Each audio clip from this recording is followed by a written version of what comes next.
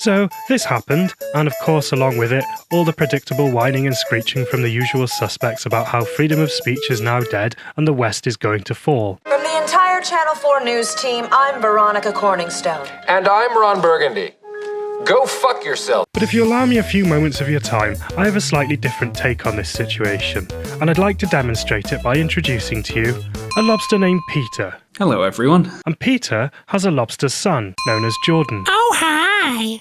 Jordan, Peter's lobster son, was pretty smart for a fish, and he managed to get a diploma at his university, which qualified him to get a good job at one of the blue-chip corporations, which he couldn't speak about online, because if he did, he would have been in breach of his employment contract. With all due respect, what the fuck are you talking about? What I'm trying to get at with this is that whenever one of these ardent crusaders in the culture war decries a loss of free speech, they invariably mean to say that what actually happened was they were banned from a social media platform, usually for being in clear violation of their terms of service. What they never mean is the giant stage they're allowed to have in the middle of London, or the speaking engagement they had at the country's most prestigious educational institution. As discussed in my previous video, Carl Benjamin is even running for election in a mainstream political party. He's constantly being approached by the country's media, and yet here he is, pretending like he's being silenced. Sargon, you little goose. Get on with it. Yes, get on with it! The point I was trying to make, by using Jordan, Peter's lobster son, as a narrative device, was that if I was particularly worried about freedom of speech, I'd be looking to the place where most people spend most of their time, which for most people isn't on social media, but in their place of employment. And after that, I just sort of space out for about an hour. Till I'm thirsty. Space out? Yeah, I just stare at my desk. But it looks like I'm working. I do that for probably another hour after lunch, too. I'd say in a given week, I probably only do about 15 minutes of real, actual work.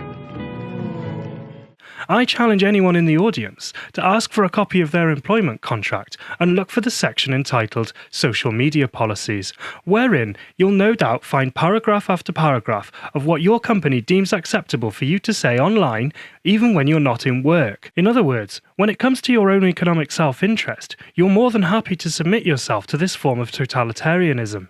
And most people would consider it somewhat proper that if you make disparaging remarks about your company or its employees, then you should stand to face some consequence for your actions. And those consequences could be as severe as losing your job. And yet, for every closed account on social media, I have yet to hear any single one of these pundits approach this argument. Which leaves me to question if freedom of speech is really something they care all that much about.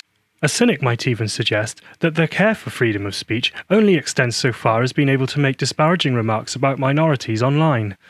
And surely, I barely need to point out the fact that social media platforms are first and foremost private enterprises.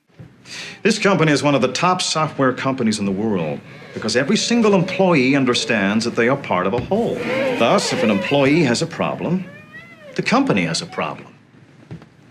But Sparklecock, the trolls in the comments will say, why are you taking Jordan Peterson out of context? And Tommy Robinson isn't racist. Why is he in your video? Easier question. What have I ever said or what do I talk about that's got to do with racism?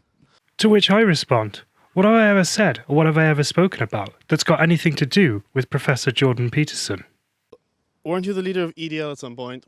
What's that got? Hold on. What do I talk about or that I say that's got to do with racism? And then Pegida, who are explicitly anti-Muslim, as in that is the point of that party.